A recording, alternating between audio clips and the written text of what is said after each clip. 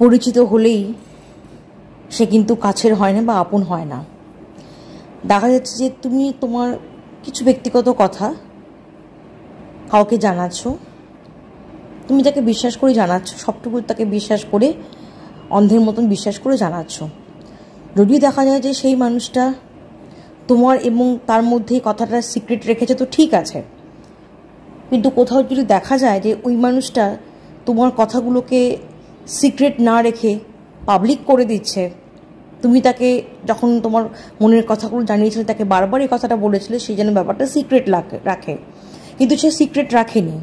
সে secret না রেখে ব্যাপারটাকে পুরোপুরি পাবলিক করছে বা পাবলিক অলরেডি করে দিয়েছে, এবং তুমি সেটা একটা মুহূর্তে জানতে পারছো বা রিয়ালাইজ করতে পারছো যে তুমি তাকে বিশ্বাস করে কথাগুলো বলেছিলে, আজকে সে তোমার কথাগুলোকে পাবলিক করে দিচ্ছে।